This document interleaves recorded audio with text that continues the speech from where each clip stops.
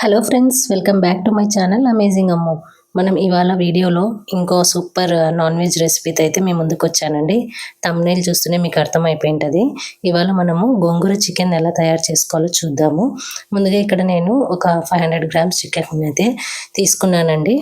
Chicken ఇక్కడ medium సైజులో అయితే కట్ చేసుకోవాలండి. పకోడా లాగా చిన్నగా సైజు లేకుండా, బిర్యానీ లాగా పెద్ద సైజు లేకుండా ఒక మీడియం సైజులో అయితే కట్ చేసుకోవాలి. ఇంకా తర్వాత కట్ చేసుకున్నాక, వాష్ చేసుకున్నాక నేను వీడియోలో చూపిస్తున్నట్టు పొడులన్నీ 1 బై 1 అయితే యాడ్ చేసుకోవాలి.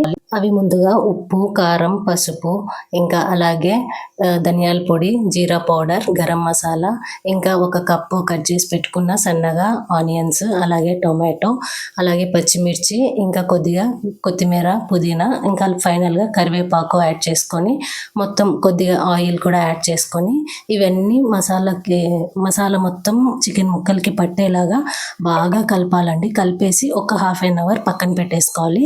ఇంకా ఈలోపు ఇంకో ప్యాన్ తీసుకొని మనం ముందుగా కట్ చేసి పెట్టుకున్న గోంగూరను కూడా బాగా 2-3 టైమ్స్ వాష్ చేసుకొని అందులోనే ఒక 6-7 పచ్చిమిర్చిని కూడా యాడ్ చేసేసి బాగా బాయిల్ చేసుకోవాలండి. కొద్దిగా వాటర్ని కూడా యాడ్ చేసుకోవాలి. ఇది బాగా బాయిల్ అయ్యి బాగా ముద్దలాగా పేస్ట్ లాగా అయ్యే వరకు బాగా బాయిల్ చేసుకోవాలండి. ఇంకా ఈలోపు మనం ముందుగా కలిపి పెట్టుకున్న చికెన్ అయితే స్టవ్ మీద పెట్టేసుకొని బాగా కలపాలండి. బాగా కలిపేసి బాగా బాయిల్ చేసుకుంటూ ఉండాలి. ఫస్ట్లోనే ఎక్స్ట్రా వాటర్ అయితే యాడ్ చేయొద్దండి ఎక్కడ.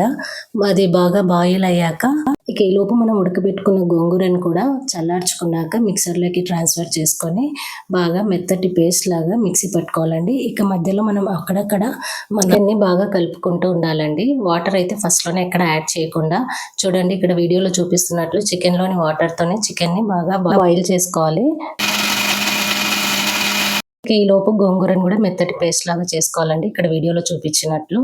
ఇంకా ఇప్పుడు మనము చికెన్లో ఉన్న వాటర్ అంతా బయటకు వచ్చేసి చికెన్ మొత్తం బాగా బాయిల్ అవుతుందండి. ఇక్కడ ఆల్మోస్ట్ ఒక 70-80% చికెన్ మొత్తం బాయిల్ అయ్యాక మనము మిక్సీ చేసి పెట్టుకున్న గోంగూరను కూడా ఇందులో ట్రాన్స్ఫర్ చేసుకోవాలండి. ఇక్కడ గోంగూరను ట్రాన్స్ఫర్ చేసిన తర్వాత ఇక్కడ చూడండి, మీకు వీడియోలో చూపిస్తున్నట్లు చికెన్ అయితే ముక్క ఆల్మోస్ట్ ఒక 60-70% అయితే బాగా బాయిల్ అయిపోయిందండి. ఇక్కడ చికెన్ ముక్క బాగా బాయిల్ అయిన తర్వాత మనము ముందుగా పేస్ట్ చేసి పెట్టుకున్న గోంగూర పేస్ట్ని కూడా ఇందులో యాడ్ చేసి బాగా కలపాలండి. ఇక్కడ ఈ గోంగూర పేస్ట్ మొత్తం ఈ చికెన్ ముక్కలకి, మసాలాకి బాగా కలిపేలాగా, కలిసిపోయేలాగా బాగా కలుపుకోవాలండి, ఇక్కడ వీడియోలో చూపిస్తున్నట్టు. ఇప్పుడు ఫైనల్గా మనము మన గ్రేవీ కన్సిస్టెన్సీ ఎలా ఉండాలో దానికి తగ్గట్టు ఫైనల్గా కొద్దిగా వాటర్ యాడ్ చేసుకుంటే సరిపోతుందండి.